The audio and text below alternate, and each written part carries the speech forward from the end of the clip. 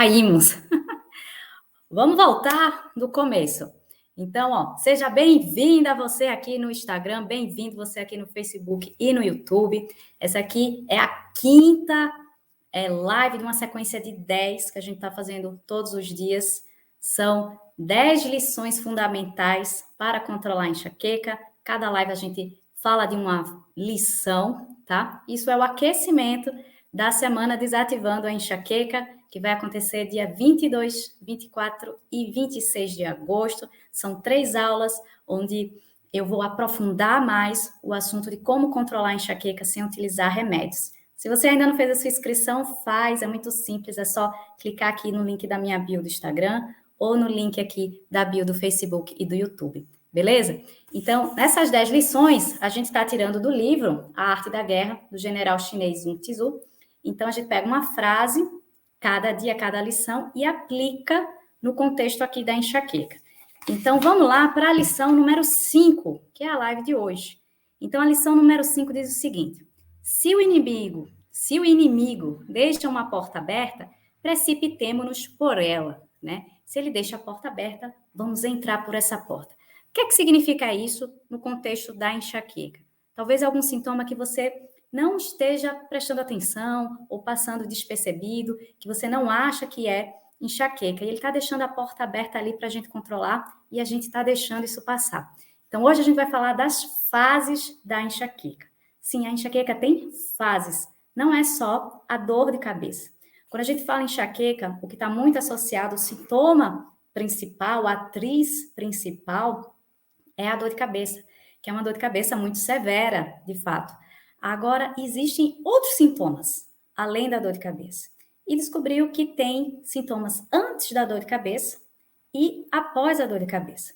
E é legal a pessoa que tem enxaqueca identificar esses sintomas antes da dor de cabeça, porque quanto mais cedo você identifica que você está em crise, mais rápido você vai fazer alguma estratégia, seja medicamentosa ou não, para acabar com a crise. Então, a crise de enxaqueca, imagina o seguinte, que é uma bolinha de neve no topo da montanha, bem pequenininha. Ela vai descer a montanha se a gente não fizer nada. Então, existe ali uma janela de oportunidade. Quando a crise está leve, eu posso fazer coisas para cortar essa crise de vez. E nos estudos, o que é que a gente quer cortar a crise de vez? É pelo menos ali em 2 horas a pessoa está livre de crise, sem dor nenhuma. Entendeu? Então, é isso. O que a gente vai ver é o início da crise, a bolinha de neve. Se a gente deixa essa bolinha de neve descer a montanha, ela fica muito grande. E nenhuma outra estratégia que a gente faça quando a crise está muito grande funciona muito bem. Então, se lembra, quanto mais cedo eu identificar os sintomas e fizer uma estratégia para eliminar a crise, melhor. Então, a gente vai aprender quais são esses primeiros sinais numa crise de enxaqueca. Então, a enxaqueca, ela tem fases, ela tem 5 fases. A fase da dor, que é a fase que todo mundo reconhece, é a terceira fase só. Então, a gente tem a primeira fase, que chama fase pré-monitória, faz sentido, né? Pré de antes, fase pré-monitória. Tem a segunda fase, que é a fase de aura. Tem a terceira fase, que é da dor de cabeça propriamente dita. Tem a quarta fase, que é a fase pós-drômica, tipo a ressaca da enxaqueca. E a quinta fase é uma fase intercrises. Por quê? A enxaqueca, ela é uma dor de cabeça recorrente. Então, se a pessoa teve uma vez na vida uma dor de cabeça com características de enxaqueca, a gente não pode dizer que é enxaqueca. Precisa preencher o critério de ser recorrente, de acontecer de novo, episódios recorrentes. Para uma pessoa que tem enxaqueca sem aura, precisa acontecer pelo menos 5 vezes na vida, crises com o mesmo padrão, e aí a gente classifica, sim, essa pessoa tem enxaqueca sem aura. Para pessoas que têm enxaqueca com aura, precisa acontecer pelo menos 2 vezes na vida, para dizer, olha, eu tenho enxaqueca com aura, pelo menos 2 vezes aconteceu aquilo, tá? Então, como é que descobriram, né, os cientistas, pesquisadores, como é que descobriram essas fases da enxaqueca? E o estudo é muito interessante, eles chegaram assim para pessoas que têm enxaqueca, com crises muito frequentes no mês, e falou assim, você topa a gente fazer ressonância de crânio todos os dias em você durante um mês. E tudo bem fazer ressonância, porque não envolve radiação, tá? É diferente de tomografia, dá para fazer e é seguro, porque a aquisição das imagens de ressonância envolve a molécula ali de água, de hidrogênio, aí faz as imagens. Então, tudo bem, é seguro fazer todos os dias, né, nesse estudo. Então, pegou uma pessoa que tinha enxaqueca e disse: todo dia a gente vai fazer ressonância para você. Você vai vir aqui no hospital e você vai ficar na máquina e vai fazer a ressonância. E você vai ter um caderninho que você vai anotar tudo o que está acontecendo com você durante esses dias desse mês. Ah, se você teve sintoma de ficar irritada, anota aqui. Se você teve sintoma de ficar meio com dificuldade de raciocinar, se você teve crise, como foi a intensidade da crise. Então, isso tudo bem anotado e a pessoa, os cientistas fazendo o estudo de ressonância daquela pessoa lá que está sendo estudada. E através desse estudo de ressonância funcional, que é um tipo de ressonância diferente, que vai avaliar a função ali, como as vias neurais estão comunicando uma com a outra, qual é a área que está sendo mais ativada, qual é a área que está sendo menos ativada. Então, é um tipo de ressonância diferente do que a gente faz na prática clínica, que a ressonância da prática clínica, a gente vai estudar a anatomia, vai ver só se aquelas estruturas estão da forma e na posição correta, mas eu não estou vendo função. Então, esse estudo aqui foi de ressonância nuclear funcional. Então, qual foi o resultado? Viu o seguinte, que a pessoa, quando tinha a crise de enxaqueca, quando estava lá, tive dor de cabeça assim assado, antes de ter a ativação do sistema de dor no cérebro, outras áreas eram ativadas. Então, a crise de enxaqueca não começa na ativação do sistema de dor. Aí foi um passinho para trás. Olha, que conhecimento novo. A gente está vendo que não é só a parte de dor do cérebro primitivo que é ativada. Tem outras regiões. E uma dessas regiões, a primeira região assim que é ativada numa crise de enxaqueca, é uma região que chama hipotálamo. Hipotálamo. Se a gente for cortar a palavra para a pessoa entender, hipo é de abaixo e tálamo é outra estrutura do cérebro. Então, existe o tálamo, existe a estrutura embaixo, hipotálamo. E essa estrutura hipotálamo, ela é muito importante no corpo da gente. Ela controla várias funções essenciais. É como se fosse um grande chefe de uma fábrica. Então, o hipotálamo, ele é responsável pelo controle do sono, ele dá informações, tá? Ele encaminha informações para controle do sono, para questão de fome, de sede, de alteração de humor. Então, por isso que os primeiros sintomas da enxaqueca têm a ver com alterações nessa função. Tá fazendo sentido até agora? Manda um legal aqui para mim, para eu ver que vocês estão entendendo para eu continuar, tá bom?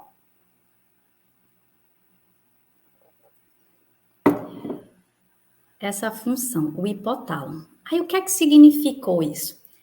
Que a primeira fase da enxaqueca, a fase pré-monitória, ativa o hipotálamo.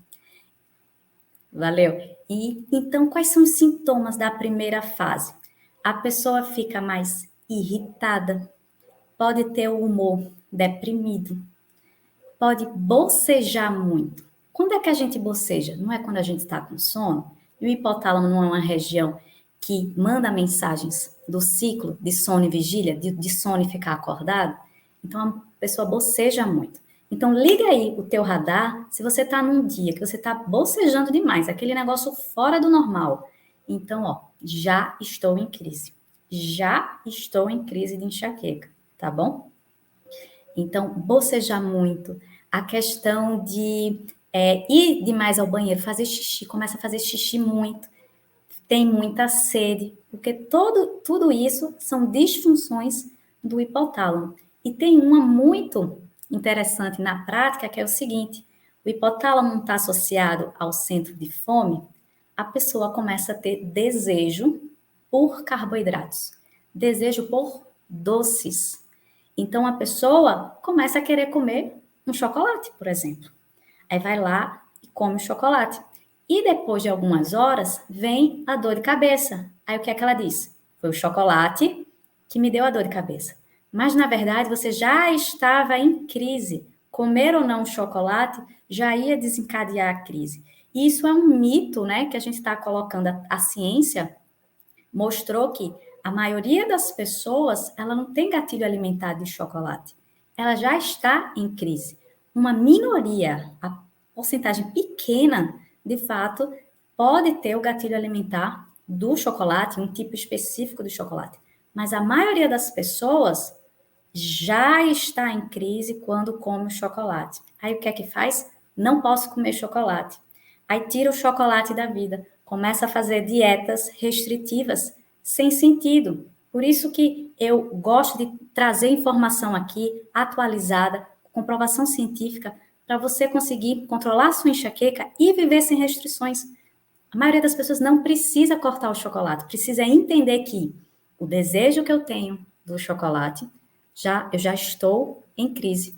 Inclusive, eu tive um paciente que ele falava assim, eu não gosto de chocolate. Mas teve um dia que eu fui no supermercado, eu estava com tanta vontade, uma motivação tão grande, que eu fui no supermercado, comprei o chocolate, comi o chocolate e tive a crise de enxaqueca. Como é que você está me dizendo que não foi o chocolate? Eu falo isso para ele. Você já estava em crise, a crise já estava acontecendo, estava na primeira fase. Então, vocês sabiam disso? Que o desejo por chocolate é um sintoma premonitório da crise de enxaqueca? E o chocolate, ele é bem polêmico, né? Porque se você for olhar rótulo de chocolate, ele é geralmente o seguinte, né? Leite, açúcar e gordura. Ele não é chocolate cacau. O cacau, chocolate preto, chocolate amargo, que tem mais de 60% a 70% de cacau, ele é um dos 10 melhores alimentos para o cérebro. Então, a gente pode, de fato, comer ele, consumir em pequenas quantidades, e você está ajudando o cérebro a ter uma, como eu posso dizer, uma performance melhor, entendeu? Então, primeiro, vou comer o chocolate, olha o rótulo para ver se é chocolate de fato, porque a gente sabe que gordura, açúcar e leite são inflamatórios, então, e quantidade também é importante. Eu posso comer um chocolate amargo todo dia, um pedacinho, e tá bem, se eu comer demais também, tudo na vida, né? Equilíbrio, não vamos exagerar. Então, o principal chave aqui, que eu acho que pode ter rodado um sinal, um ponto cego que você não sabia, era a questão que o chocolate, o desejo por doces, principalmente, ele é um sintoma premonitório da primeira fase da crise de enxaqueca, por causa da ativação dessa região chamada hipotálamo. Combinado? Então vamos seguir aqui para a segunda fase da enxaqueca. Qual é a segunda fase? Primeira fase, fase premonitória. Segunda fase, fase de aura. Aura é um negócio muito complexo, porque é um sintoma neurológico transitório. Então, ela acontece e ela vai embora. Ela tem hora para acontecer, ela tem hora para acabar. Então, nem todo mundo com enxaqueca tem aura. É cerca de 1/3 das pessoas com enxaqueca que tem aura. E a aura pode ser muitos sintomas. Geralmente, a aura é alguma coisa visual. Alguma coisa que outra pessoa não está vendo, que só você vê. Coisas positivas, por exemplo, que aparecem na sua vista. Geralmente é o quê? O pontinho luminoso que fica aparecendo na vista, a vista fica muito, muito embaçada, você quer ler, está lendo um livro, as letrinhas você não consegue focar, como se estivesse desfocado. E pode começar a aparecer zigue-zague. Deixa eu desenhar aqui. Opa. Será que dá para ver? Assim, aí vai aumentando, ó. Vai aumentando. Aqui, pessoal do YouTube, está com reflexo. Aí vai aumentando esse zigue-zague. Agora. Então, começa pequenininho, geralmente é aqui do centro para fora. Pode acontecer ao contrário? Pode, mas na maioria é aqui do centro para fora, vai começando pequenininho e vai aumentando, vai aumentando, vai aumentando, e depois desaparece. Então, a aura, a mais comum é a visual. tem isso, pontinho, pode ficar uma manchinha preta em formato de C, e essa borda desse C ser algo como se fosse caleidoscópio, assim, colorido. E vai, aqui também vai aumentando e depois vai embora. Tem pessoas que chegam a perder realmente o campo visual. Então, quando a pessoa tem a primeira vez uma enxaqueca com aura, a questão da aura traz muita preocupação, porque, nossa, será que eu estou tendo alguma coisa mais grave neurológica? Será que eu estou tendo um AVC? Né? Será que eu estou tendo, vou ficar cega por causa disso? Eu estou com algum problema sério no meu corpo? Então, a primeira vez que a pessoa tem aura, ela precisa ir para o médico, pronto-socorro, para investigar, para afastar coisas agudas, né? A primeira coisa de sintoma neurológico agudo, de doença, é o acidente vascular, é o AVC. Alguma coisa que impediu ali o sangue de chegar naquela região. Aquela região sofre e começa a apresentar sintomas. Então, a primeira vez na vida de aura é muito assustador. A pessoa pensa que vai morrer, assim, é desesperador. Então, por isso que ter informação é super importante. Porque quando a gente fica desesperada, a gente fica com medo. E o medo é o combustível que alimenta a dor. Então, fica com dor e com medo, com dor e com medo, aquela crise que poderia ser menos de intensidade, assim, vamos pensar em um volume, ela termina se amplificando muito. Então, é o que eu falo. Qual é o maior inimigo do controle da enxaqueca? É a falta de informação. Então, você ter acesso à informação de qualidade, de confiança, faz você ter um controle melhor da enxaqueca, faz você entender o que está acontecendo no teu corpo e assim você consegue controlar melhor. Então, o que é a aura em si? Imagine o seguinte, uma lagoa, e eu jogo aquela pedrinha ali no centro da lagoa. Pá. Aí faz as ondinhas concêntricas, não faz assim? A aura é mais ou menos isso. Então, ela começa uma ativação na parte posterior aqui da cabeça, que é onde fica a região que interpreta a visão, por isso que a maioria das auras são visuais, e essa ondinha vai andando pela cabeça toda, pelo córtex, pela região superficial. Imagina o córtex, assim, quando eu falo córtex, para você ter noção do que é, imagina uma maçã, a fruta, a maçã. Então, tem a casca da maçã e tem a polpa da maçã, que é branca. Então, o córtex cerebral é a partezinha da casca. E a polpa é a região de substância branca. Então, aqui a aura acontece na parte da casca da maçã. Então, em todo o córtex, só na parte de cima. Tá? Na parte que envolve a casca da maçã. Então, ela é uma onda, e a gente sabe medir até a velocidade que essa onda se propaga pelo córtex, que é de 3 milímetros. Por isso que a aura tem hora de começar e hora de acabar. Então, ela vai vindo aqui, ó, córtex visual. Isso que a gente falou. Em uma observação aqui no córtex visual, que eu falo que aura pode existir aura de pontinhos, mas não é aquele pontinho que aparece, tipo um vagalume na vista, assim, um pontinho brilhante, e dura segundos. Não é isso. Uma aura, ela tem que durar no mínimo 5 minutos, tá? No mínimo 5 minutos. Fotofobia, sensibilidade à claridade, é aura? Não, é outro sintoma, tá bom? Aura tem que ser esses negócios que eu falei. Tem que ter esse questão de figuras geométricas, por exemplo. A gente chama isso, um termo técnico, de espectro de fortificação, que parece um castelo, um forte, um muro. Então, o espectro de fortificação, os pontinhos, mas que tem que durar mais do que 5 minutos, um embaçamento, ou então um ponto negativo que perde a questão da visão, ali fica preto e vai aumentando essa manchinha preta. Isso questão de aura visual. Aí a ondinha vai andando para frente, aí chega no córtex sensitivo, que é a região onde a gente interpreta as sensações do corpo. Então, a pessoa pode começar a ter formigamento, pode ficar com dormência, e geralmente isso acontece em metade do corpo. Por quê? Porque o cérebro da gente é assim, ó, um lado controla, o outro lado ele é trocado, né?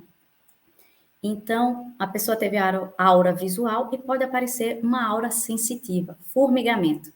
Geralmente começa na mão, dedos da mão, braço e para aqui no cotovelo e depois vem aqui para o cantinho da boca, face, tá? Mas geralmente fica aqui e metade da língua.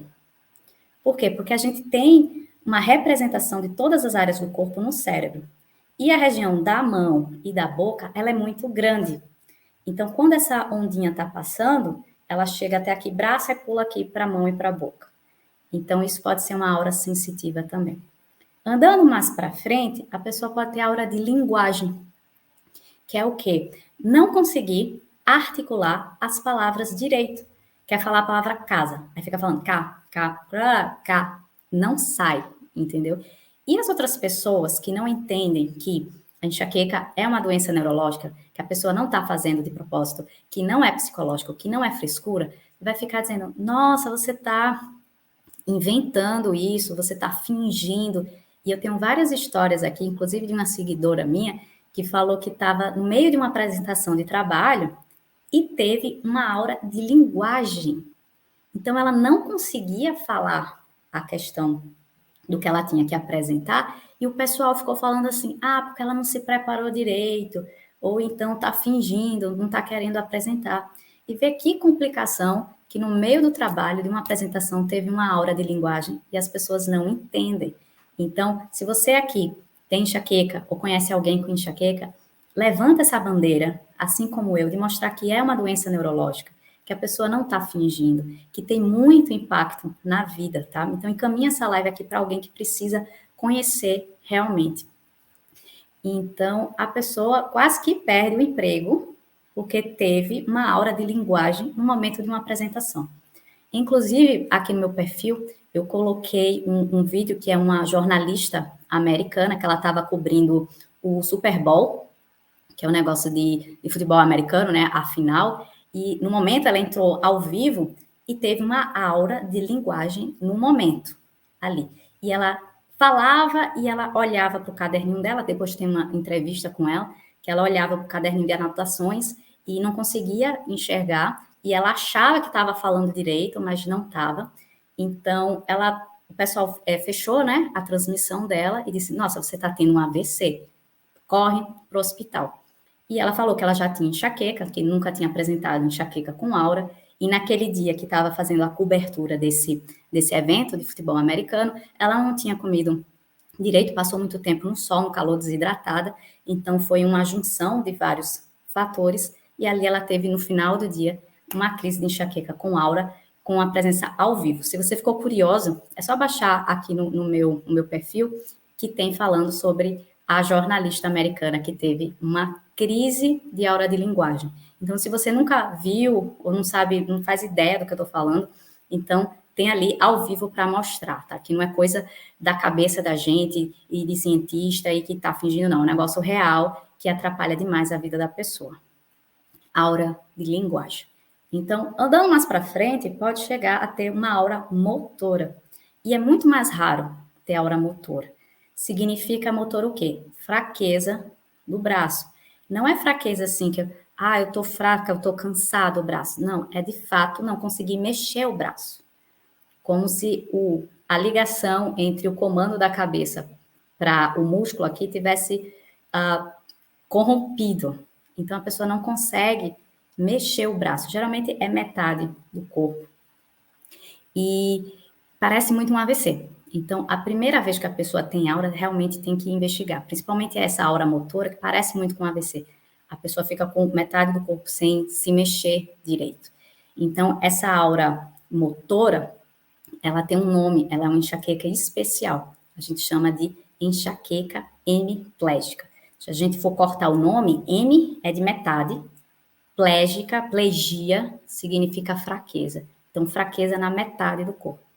Então, tem uma alteração genética da enxaqueca hemiplégica muito presente. São 3 genes, realmente, que correm em famílias. Porque quando eu falo assim, que a enxaqueca geral, a enxaqueca clássica, tem predisposição genética, são mais de 123 genes associados para a pessoa ter a predisposição de ter enxaqueca. Quando é a enxaqueca hemiplégica, são 3 genes muito, muito específicos e correm em famílias.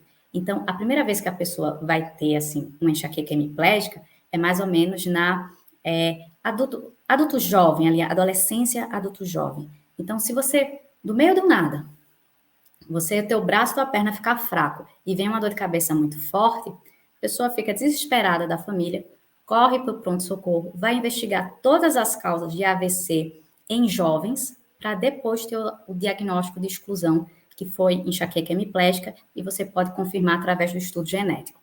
Então, é muito mais raro isso. Então, uma revisão geral aqui de aura, que a gente viu, ó, primeiro, aura visual, depois andando, aura sensitiva, depois aura de linguagem e, por fim, a aura motora. Existem outros tipos de aura, sim. A aura, ela típica, ela tem que ter pelo menos 5 minutos e acabar em 1 hora. Quando uma aura passa de 1 hora, a gente chama ela de aura prolongada ou aura atípica e a gente tem que investigar outras coisas. De fato, algumas pessoas com enxaqueca têm uma aura mais prolongada, mas a gente tem que ficar, a primeira vez que acontece, a gente ficar mais de perto para excluir outras coisas, outros eventos agudos que podem ser. Inclusive, tem uma história de uma pessoa que teve aura, assim, ela passa 4 horas, mais ou menos, com aura, ficando vendo figuras geométricas que mudam, porque o córtex, aqui a casca, se lembra a casca da maçã? O córtex visual, ele tem diferença entre ele também. Então, tem uma parte da visão da gente que a gente vê cor, tem uma parte que a gente vê formas. Então, a pessoa ficava vendo formas geométricas com cores diferentes, e isso passava o dia todo, né? Quase 4 horas, tá? Então, aqui a gente está falando das fases da enxaqueca, porque é a lição de hoje, é a lição número 5, que a gente tirou do livro Arte das Guerras, Arte da Guerra. Eu vou repetir aqui qual é a lição para a gente continuar, tá? Se o inimigo deixa uma porta aberta, precipitemo-nos por ela. Então, a gente está conhecendo as fases da enxaqueca. A enxaqueca é o nosso inimigo aqui em comum. Se ele está deixando uma porta aberta para a gente entender que já está acontecendo a crise, a gente tem que saber. A gente viu, ó, sintoma premonitório, a gente viu a segunda fase, que é de aura, e a terceira fase é a que a maioria das pessoas conhecem, que é a fase da dor de cabeça propriamente dita.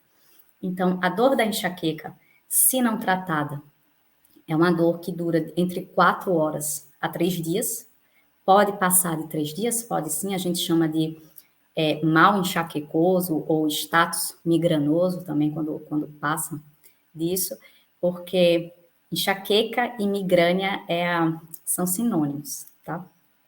Eu posso falar até uma live só sobre a história da enxaqueca, que é muito interessante também.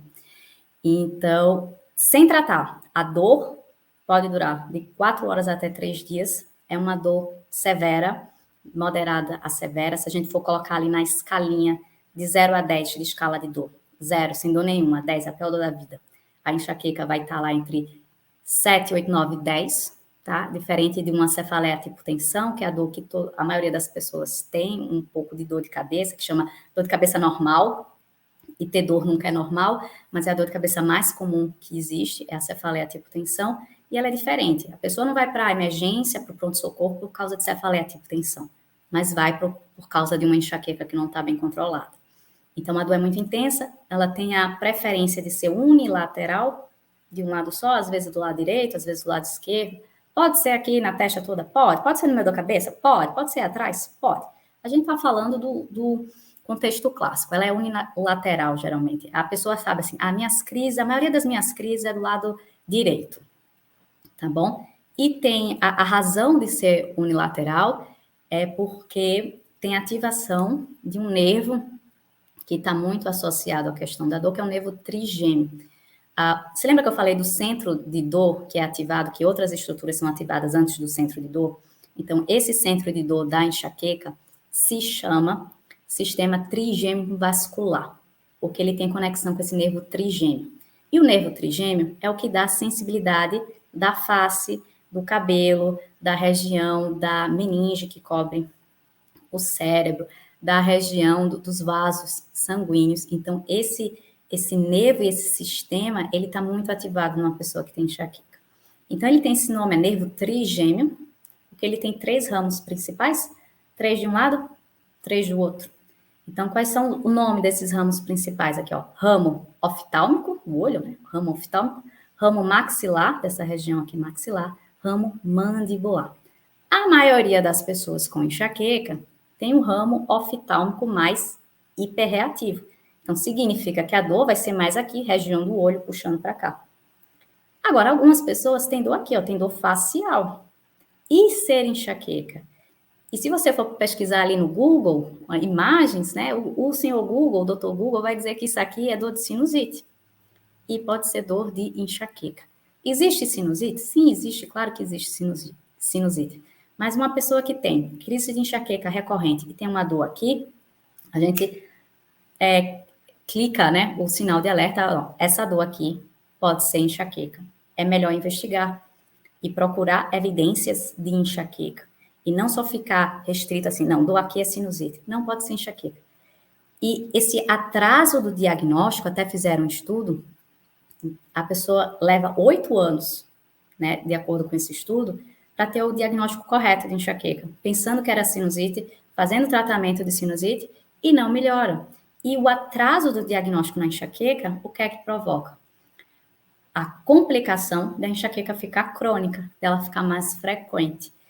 Quando eu falo enxaqueca crônica, é mais de 15 dias no mês com dor de cabeça. E quando a enxaqueca fica crônica, é como se fosse outra doença que surge, né?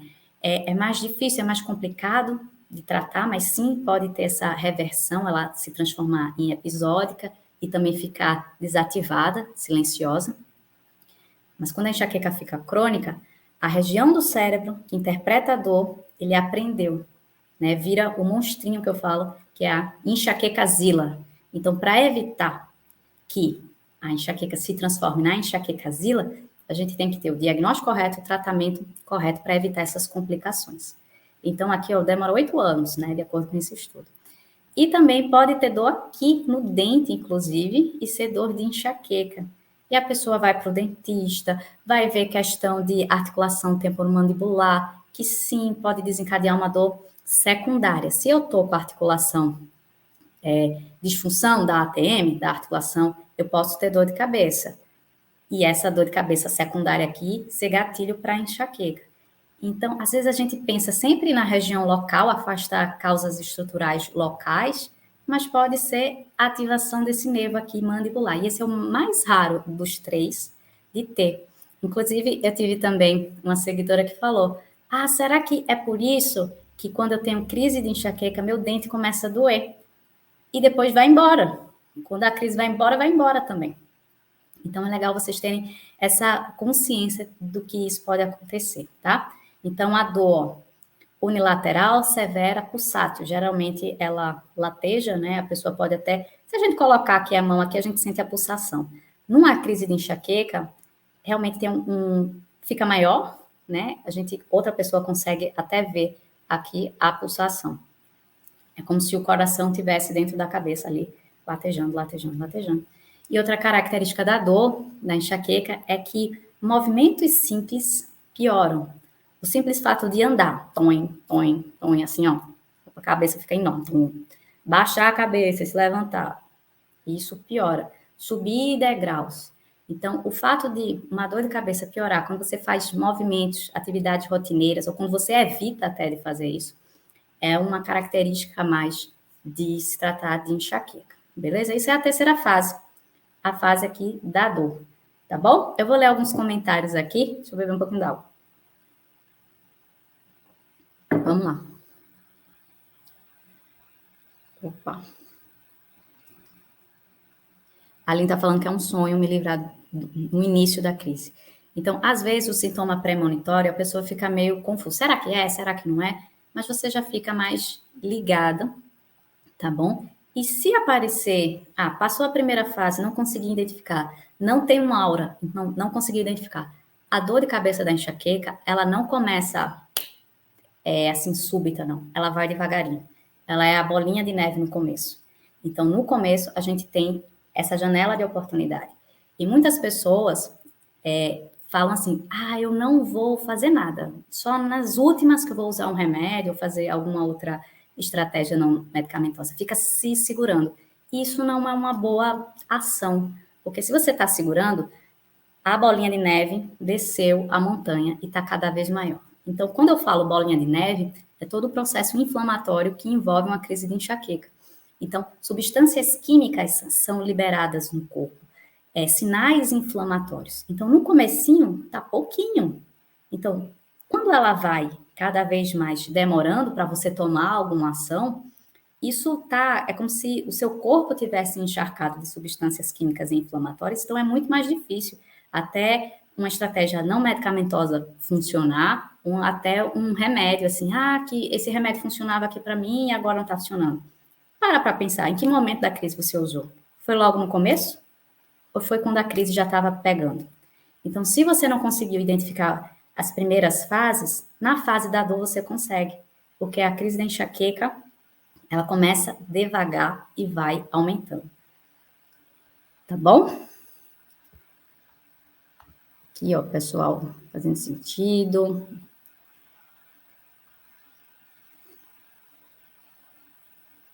Uma pessoa que tem uma doença autoimune aqui, granulomatose de Wegener, está com doença, desencadeou uma enxaqueca. É a questão de um dos princípios, né, do meu método é blindar o corpo contra a inflamação. A enxaqueca é uma inflamação e qualquer inflamação do corpo pode piorar as crises de enxaqueca, no sentido de ter crises mais frequentes, mais crises ou crises mais intensas. Então, se você tem uma doença autoimune inflamatória, que ela não está silenciosa, que ela não está desativada, libera substâncias químicas, libera substâncias inflamatórias, que caminham através da corrente sanguínea lá para o cérebro. Opa! Gente do céu, vai cair meu celular aqui. Vocês esperam para eu pegar a bateria? Deixa eu só terminar aqui para a Elisângela. A questão da doença inflamatória. Você tem que tratar a sua doença inflamatória e, consequentemente, ela não deixar essas substâncias químicas ativarem o centro de dor da enxaqueca. Então, ficam as duas em remissão, como eu posso dizer, desativada, tá bom?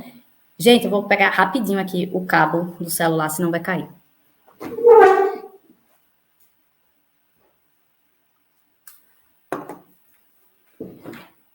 Pronto. A gente vai concluir essa live, né? Porque, pelo amor de Deus, caiu aqui já 1000 vezes. Pronto. Beleza, deixa eu ver outra pergunta aqui. Tá bem, né? Vamos continuar? A gente parou Deixa eu me ajeitar aqui. Na terceira fase, revisando, né? Revisar é viver. A gente aprende por repetição. Primeira fase, fase premonitória. Segunda fase, fase de aura. Terceira fase, fase da dor de cabeça propriamente dita. E a gente vai entrar aqui na quarta fase, que é a fase pós-drômica. Pós, que vem depois, né?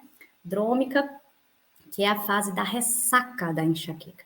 Aquela fase de dor intensa passou, mas o cérebro todo na enxaqueca, ele foi ativado. Então, ele precisa de tempo para voltar àquele estado basal dele. Então, a pessoa fica com ressaca. Literalmente uma ressaca. Quando você bebe, não acorda no outro dia, assim, e tem uma ressaca. É como se tivesse uma ressaca e não tivesse bebido, entendeu? É a ressaca da enxaqueca. A pessoa fica com a cabeça grande e não consegue se movimentar. E parece quando faz uma prova, assim, com muitas questões e raciocinou demais e fica sempre muito, muito intenso. Então, essa é a fase da ressaca da enxaqueca. E a maioria das pessoas faz o seguinte, né, que teve a crise de enxaqueca, a crise da fase de dor, e não conseguiu, por exemplo, ir para o trabalho, e quando tem a fase da ressaca, a pessoa vai para o trabalho, mas não consegue raciocinar direito, não tem um rendimento bom. Por quê? Porque está nessa fase de ressaca. O cérebro precisa dar um restart, tá? Para voltar ao que era antes, ao basal. Entendeu? E a última fase é a fase intercrises. O que é que significa? Entre uma crise e outra, eu posso ter sintomas. E geralmente essa fase intercrise é quando a pessoa está com enxaqueca crônica, aquela que tem muitos dias com dor. Então, um dos sintomas pode ser a fotofobia, a sensação da sensibilidade à luz continuamente, todos os dias. A náusea também é um sinal assim que a gente levanta. Que, eu tô tendo náuseas sempre, todos os dias, é um sintoma aqui da fase intercrise. Então, tem essa fase intercrise e depois surge tudo de novo. fase premonitória, aura, dor de cabeça, pós-drômica, intercrise. E a gente fecha aqui as fases da enxaqueca. Combinado? Alguém está perguntando aqui questão de medicação. Existem vários remédios. E eu aqui no meu perfil, eu trago sempre informações e eu tenho uma preferência de estratégias não medicamentosas, tá bom? Pessoal, essa foi a quinta live de 10. Segunda-feira que vem a gente volta com a sexta lição para continuar as 10 lives, que é de aquecimento para a semana Desativando a Enxaqueca. E me perguntaram, por que você está fazendo esse aquecimento? Que é como se fosse atleta que vai para a Olimpíada, ele não vai competir sem se preparar antes. Porque quando ele chega lá para fazer a prova dele, né, fazer a competição, ele está bem. Então, a ideia aqui dessas lives é tipo uma preparação para vocês conseguirem pegar todo o potencial que tem as aulas da Semana Desativando a Enxaqueca, porque são 3 aulas e são questões mais profundas que eu vou trazer, tá? E a pessoa só vai conseguir, não vai estar aberto aqui para todo mundo, só quem vai conseguir ter o link de acesso às aulas é quem está inscrito. E nessas aulas eu vou te mostrar uma luz no fim do túnel, que é uma nova forma de controlar a enxaqueca sem utilizar remédios, que é a forma de reprocessamento cerebral da dor. Combinado? Então a gente se vê na segunda-feira. Obrigada. Tchau, tchau.